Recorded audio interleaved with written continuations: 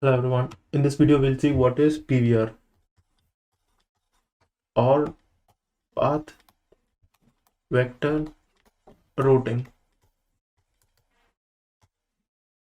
So till now, we were using distance vector routing and link state routing to send packets, right? And these are used within an autonomous system.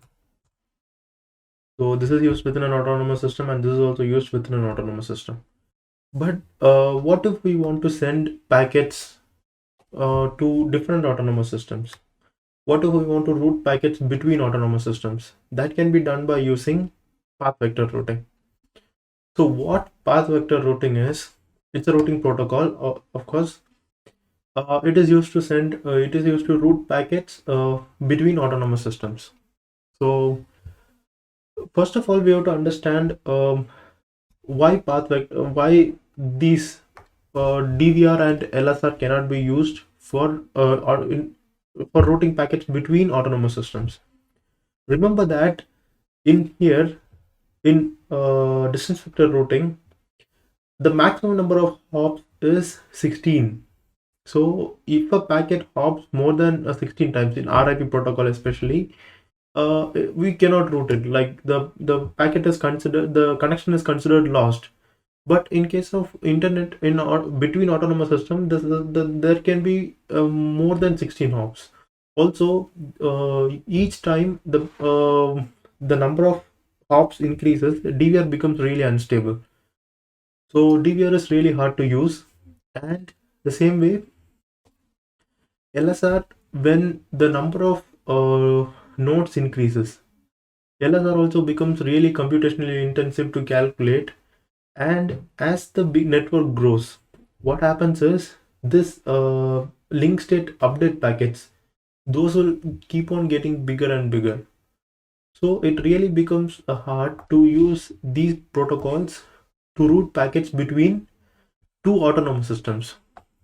Also, one more thing we have to consider is in here, each router is said to have equal capacity, and it's like if one route is the shortest, then all the routers, even if it uses this, it has no problems with it. I mean, this these whole protocols, distance vector routing and path vector and least uh, link state routing, these both protocols, they just focus on getting the packets to the destination as soon as possible.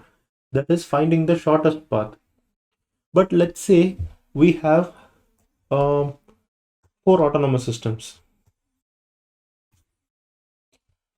and 4 autonomous systems to reach, let's say this is A, B, C, and D.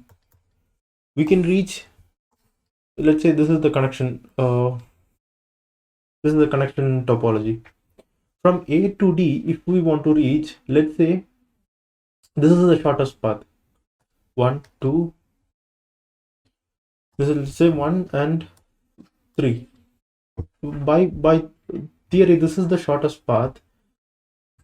But let's say we cannot send packets through this for some reason. We'll explore them, what those reasons are later. For some reason we cannot go through this. We have to go through this. In that case, these routing protocols becomes obsolete. We cannot use certain policies to govern our routing method, right?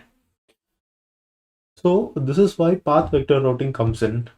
Path vector routing is used in very large autonomous systems, like between ISPs. Let's say this is Geo, this is Airtel, this is BSNL, and this is Vodafone, something. Let's say Geo has better ties with better terms with Vodafone than with Airtel. And Airtel is like, if you want to send packets through me, and we want to send packets from a Geo network to a BSNL network. Now, there are interconnections between, right? And Airtel is the interconnector.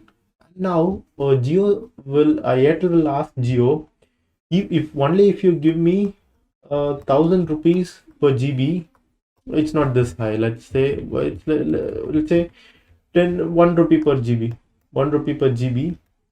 Only then I'll route packets through mine to BSNL. And let's say if Vodafone says I'll route the same thing for 0.5 rupees a GB. So it is much more beneficial for Geo to go through this path, right?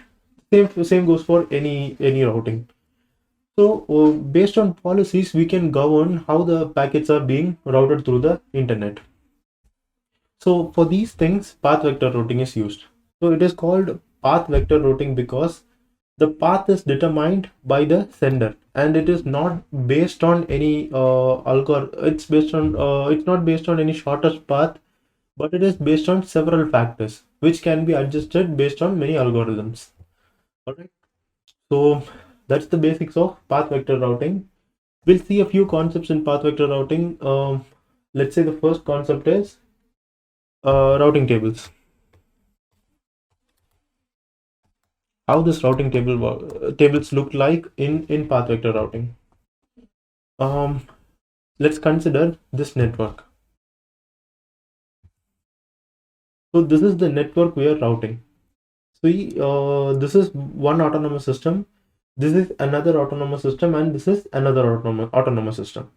And remember that this is the border router. That is, this router will communicate between autonomous systems, and this small router will communicate within autonomous system. All this protocol cares about is sending packets from here to here. In within an autonomous system, we can use any methods. We can even use the same path vector routing, but this we don't pay much attention to. We care about the main links. So this is how the routing table looks like when we are using path vector routing. See, router 1 says if I want to reach this or any of these IP addresses, it is in autonomous system 1 and it is myself. So if I want to reach any of these addresses, it is autonomous system 1 and this is the same within myself. I can take care of that. And if I want to send packets to this IP address, and then what I have to do is I have to send my packet to R2 and it is in autonomous system 2. So first we go from AS1 and then we go to AS2 to reach these IP addresses. And then to reach R3, now what I have to do is I have to, okay, yeah, we're looking at the router 1's routing table, right? So if I want to reach these IP addresses, I go from AS1 to AS2 and then to AS3. Only then I can reach the destination. So 16 and 17, 18, these IP addresses I have to go through 3 times. 16, 17, 18 from R1, I have to go from AS1 to AS2 and then AS3. So this is how the routing table looks like. One thing we have to observe over here is all these networks are inside a subdomain, right? By CIDR notation, this can be even subnetted into a single entity. It is called aggregation of the routing table. So this whole subnet can be denoted in the routing table by aggregation by this. So anything within this subnet will go to AS1 and anything within this subnet will go from AS1 to AS2, autonomous system 1 to 2, and anything in this subnet will go from AS1 to AS2 and then to AS3. So it PVR also supports this aggregation, and it uses CIDR notation for IP addresses. All right. So that's it for PVR. Now we'll look at an implementation of PVR which is called BGP. This is called Border Gateway Protocol. Border Gateway Protocol is an implementation of path vector routing. Okay, so similarly, it was by the fact that we connect between very big autonomous systems, path vector routing is the implementation. So yeah, first of all, BGP is a TCP. BGP packets are encapsulated inside TCP packets.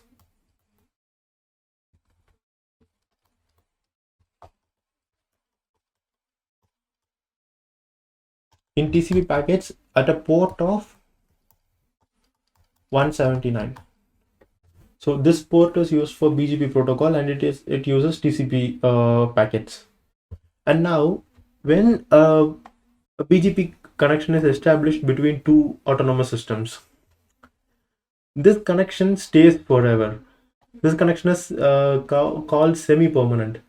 Once this connection is established, this need not shut down, right? I mean, let's say the connection is between two big autonomous systems. Let's say the connection is between Jio and Airtel in some place, and this connection will not ever die off because they will keep on existing. They can have n number of sub routers. We don't care about that, but this connection will be nearly permanent forever, right? So any session between any BGP sessions are permanent or semi-permanent, let's say. So BGP sessions will be semi-permanent, and it uses TCP at port 179 for all its operations. Now we'll look at the types of BGP packets.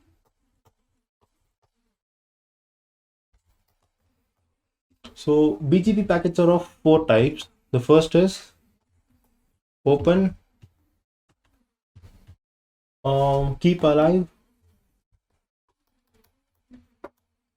and then update, and then notification. So open is sent while initializing the connection. So let's say there are two big routers. So now this router will say open connection, and now it's like a hello message in OSPF, but it says open. The message is called open message, and as soon as this router receives an open message, it will send a reply called keep alive. That means, okay, we have formed a connection. This connection need not be destroyed, and let this connection be kept alive. So it greets with open and it replies with keep alive. So and then if there are any changes in the route after this, let's say this connection broke and now we are linking to this through another router. If there is any update, then this router will send an update packet to all other nearby routers. So that is update packet. And notification. Notification is sent whenever something wrong happens. Let's say some of the messages having some errors or something, and by that time notification is sent. And in most times after notification, this connection is destroyed. So notification is used for error reporting. All right, that's a very basic overview of BGP protocol and path vector routing. I hope you understood it. Yeah, let's recap it once. Path vector routing is used between autonomous systems, and it is mainly used because sometimes cost is not the only deciding factor which decides the path. Maybe this path has more capacity, maybe this path has lower cost, not in terms of distance or number of hops, but in terms of physical cost. Maybe this we have to pay more to get this path because its bandwidth is more precious, and maybe this path is it has some other problems.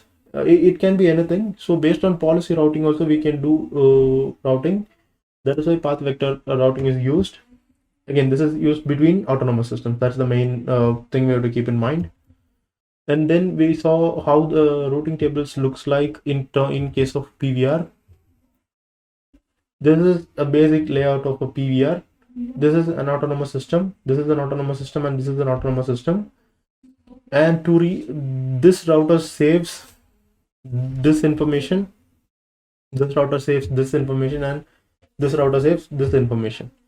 And these subnets can be aggregated to form these routing tables, which are more concise and much easier to handle. PVR protocol, PVR implementations support all this aggregation also. Yeah, and then we have the implementation part, that is BGP protocol. BGP protocol is border gateway protocol. It is done through TCP packets at port 179. BGP sessions are nearly semi-permanent. It is semi-permanent because the connection stays on forever. And there are 4 types of BGP packets. It is open, keep alive. Open is like a hello message, and it is replied with keep alive. And then there is update. If anything happens, then this is a update to update the routing tables. Then there is notification, which is used for error reporting. All right, that's it for this video, and this video concludes unicast routing. So I wish you good luck, and I'll see you in another module. Thank you.